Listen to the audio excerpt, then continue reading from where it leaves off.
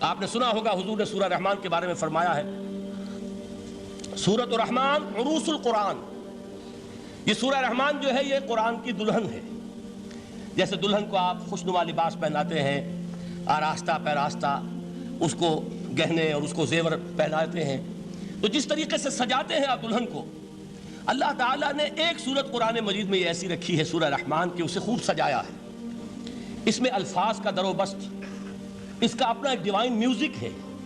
وہ تو اللہ تعالیٰ قراء جو ہے، خاص طور پر مصر کے قراء، اللہ تعالیٰ ان پر رحمت نازل فرمائے، ان کی خطاؤں سے درگزر کرے۔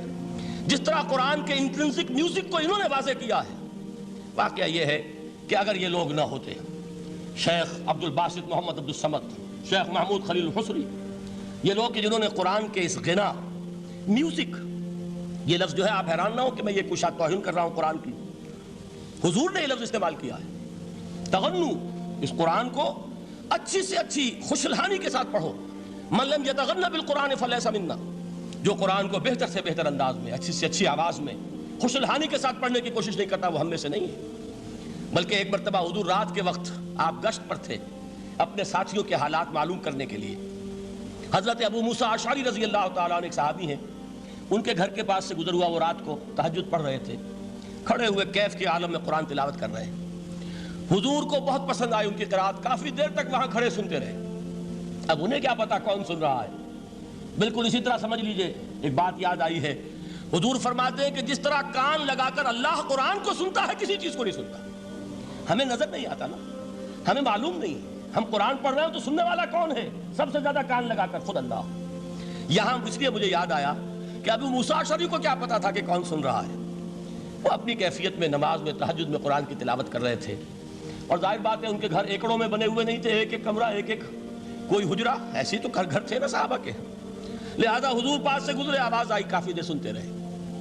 اس کے بعد آپ تشریف لے گئے، صبح فجر میں ملاقات ہوئی تو حضور نے تحسین کے انداز میں فرمایا، یا ابا موسیٰ انک قد اوتیت مزمارا من مزامیر آل داؤد، اے ابو موسیٰ تمہیں تو آل داؤد کے سازوں میں سے ایک ساز اللہ نے عطا فرما دیا ہے۔ جس طرح حضرت داؤد، لہن داؤدی مشہور ہے کہ جب وہ پچھلے پہر رات کو حمد کے ترانے الاپتے تھے، قرآن میں ہے کہ پرندے شامل ہو جاتے تھے ساتھ، اور پہاڑ وجد میں آتے تھے، پہاڑ بھی ان کے ساتھ شریک ہوتے تھے۔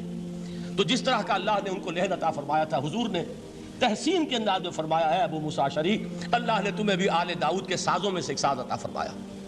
بہرحال قرآن مجید کا جو یہ میوزک ہے، قرآن کے الفاظ کا جو حسن ہے، جہاں تک حسن معنوی ہے وہ تو ہر لفظ میں ہے، لیکن یہ حسن ظاہری، حسن صوتی، حسن لفظی، یہ اپنے کلائمیکس پر آپ کو نظر آئے گا سورہ رحمان میں۔ لیکن قرآن میں یہ سورت اس اعتبار سے بھی ممتاز ہے، اس کی 4 آیات پر ذرا توجہ کریں گے، عجیب حقائق سامنے آئیں گے۔ جہاں یہ قرآن مجید کے حسن صوت اور حسن لفظی کی معراج ہے، وہیں اس کی پہلی 4 آیات میں 4 چوٹی کی چیزوں کا ذکر ہے، سب سے اونچی چیزیں۔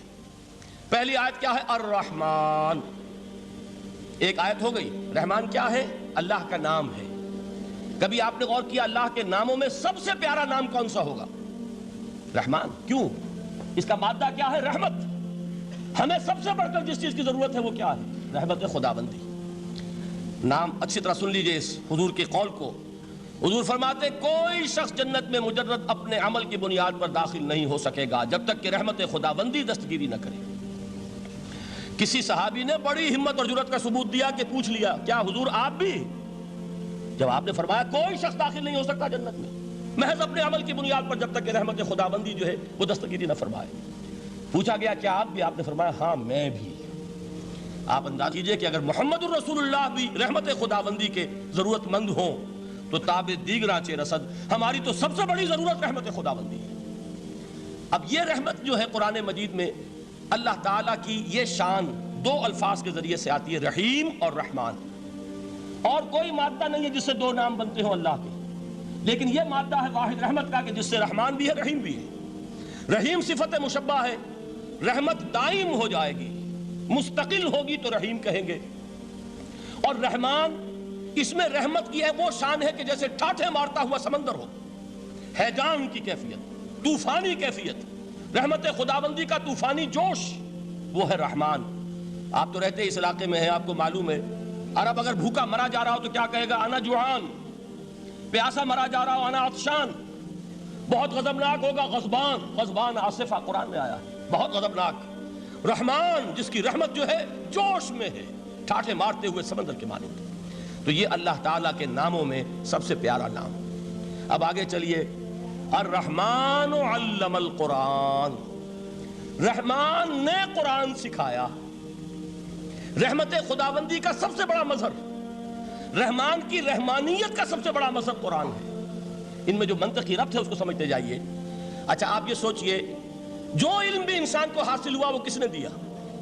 اللہ نے. سائنس کا علم کس نے دیا؟ اللہ نے. علم آدم الاسماء کلہا. وہ علم الاسماء جو حضرت آدم کو دے دیا گیا تھا ازل میں، یہ اسی کا ظہور ہے، یہ اسی کی ایکسفولیشن ہے جو ہو رہی ہے اور ہوتی رہے گی ابھی. اور دوسرے علم ہے وہ کس نے دیے؟ اللہ نے دیے. لا یحیطون بشیء من علمہ الا بما شاء. مخلوق میں سے کوئی اللہ کے علم میں سے کسی شے کا احاطہ نہیں کر سکتا مگر وہ جتنا اللہ دینا چاہے. لیکن یہ کہ تمام علوم میں چوٹی کا علم قرآن. نوٹ کرتے جائیے، اب چوٹی کی چیزیں جمع کیجیے. اللہ کے ناموں میں چوٹی کا نام رحمان. اللہ نے جو کچھ انسان کو سکھایا اس میں چوٹی کا علم قرآن. خلق الانسان. انسان کو پیدا فرمایا. سوال یہ کہ حیوانات کو کس نے پیدا فرمایا؟ آسمان کس نے پیدا کیے؟ زمین کس نے پیدا کی؟ فرشتے کس نے پیدا کیے؟ کیا مطلب خلق الانسان؟ اس کی تمام مخلوقات میں اس کا کلائمیکس، اس کی تخلیق کی معراج، اس کے تخلیق کا نقطہ عروج انسان ہے. یہ ہے کہ جو مسجود ملائک بنا ہے. وَلَقَدْ كَرَّمْنَا بَنِي آدَمَ وَحَمَلْنَاهُمْ فِي الْبَرِّ وَالْبَحْرِ وَرَزَقْنَاهُمْ مِنَ الطَّيِّبَاتِ وَفَضَّلْنَاهُمْ عَلَى كَثِيرٍ مِّمَّنْ خَلَقْنَا تَفْضِيلًا.